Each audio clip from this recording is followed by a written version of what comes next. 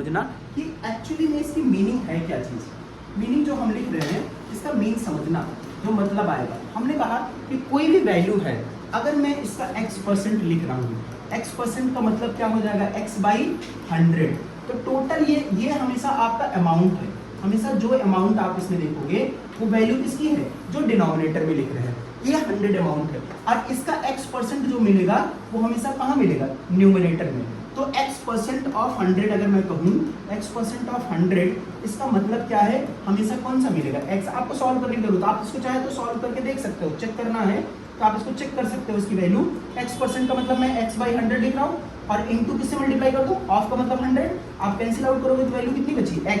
तो यही आएगा जो मैं इस रेशियो में लिख रहा हूँ किसी परसेंटेज का, जो डिनोमिनेटर है उसका उतना परसेंटेज क्या बताएगा, न्यूमरेटर वाली वैल्यूज आपको बता देगी। जैसे मैंने आपको कहा 14:2/7%, इसका मतलब कितना था इसका रेशियो, 1/7। तो 1/7 अगर इसका रेशियो है, इसका मतलब 7 का अगर 14.5%, 14:2/7% में निकालूं, इसकी वैल्यू क्या आएगी, 1 आएगी। आप सॉल्व भी नहीं करना, डायरेक्टली बताओगे तो 14:2/3%, 14:2/7% ऑफ 7, तो हमेशा कितना मिलेगा, 1। ये वैल्यूज आपको आ जाएगी न्यूमरेटर में। तो ये हमको सॉल्व करके नहीं चेक करना, डायरेक्ट ये वैल्यू देखेंगे, क्योंकि इसी लॉजिक को कंपेयर करना पड़ेगा और यही लॉजिक आपको देखना है। तो उससे पहले हमको रेशियो को परसेंटेज में बदलना, मतलब फ्रैक्शन को परसेंटेज में, परसेंटेज को रेशियो में बदलना आपको आना चाहिए। दोनों वैल्यूज अगर आप इसमें निकालोगे तो बहुत आराम से इसका आंसर आप बता सकते हो, ठीक है। तो यहाँ पे देखो कुछ क्वेश्चंस आप लिखना, क्वेश्चंस करना, convert into ratio,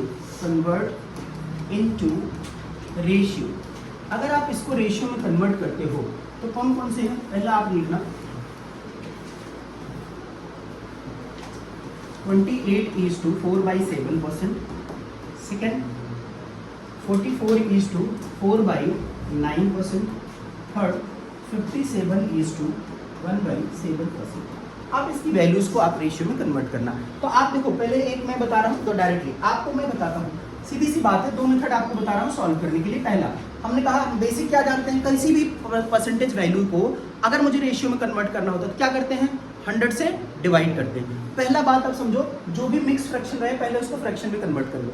mix fraction, इसको मल्टीप्लाई करो कितना, 7 8 28, 7 आप डायरेक्ट मल्टीप्लाई करो कितना हो जाएगा, 196 प्लस 4 कितना हो जाएगा, ये 200/7% है। अगर मैं इसमें 100 से भाग दे दूं, डिवाइड कर दूं, तो देखो 2 जीरो कैंसिल आउट हो गया, ये बचा कितना, 2/7। ये इसका रेशियो निकल गया।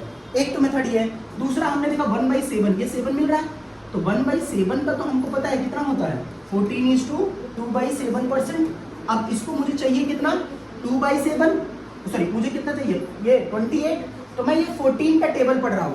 14 का टेबल अगर आप पढ़ोगे तो 14 कितना हो जाएगा, 14×2 = 28, 2 जा रहा है, इससे ज्यादा नहीं जाना है, इससे कम ही रहना। अगर इससे ज्यादा जाओगे बढ़ेगा तो इसको छोड़ देना, इसको इससे कम रखना है। इसको मल्टीप्लाई किया कितने, 2 से, अगर 2 से मल्टीप्लाई करो कितना हो जाएगा, 2/7 28 ये 2×2 = 4/7%। ये परसेंटेज आपने निकाल दिया डायरेक्टली इसकी वैल्यूज को। कोई डाउट है यहाँ पे, नहीं ना, सीधा आप निकाल सकते हो। तो ये वाला ज्यादा आसान है, ये बेसिक मेथड। आप इसमें देखो, इस फ्रैक्शंस को आप इसमें कन्वर्ट करो। देखो 28:4/7 दिया है, तो इसको कैसे सॉल्व करते हो, इन दोनों को मल्टीप्लाई करते हो और प्लस इसको ऐड करते हो, यही है।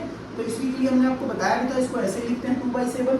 तो आप इसमें 7 से मल्टीप्लाई करो, कितना आ जाता है, 7 8 कितना आ जाएगा, 56, 5 कर गया, 7 2 14 और 5 19 हो गया, 196। और प्लस आपने 2 किया, डिवाइड बाई 7। तो अगर +2 कर रहे हो तो 192 + 4 करिए, +4 कितना हो जाएगा, 200।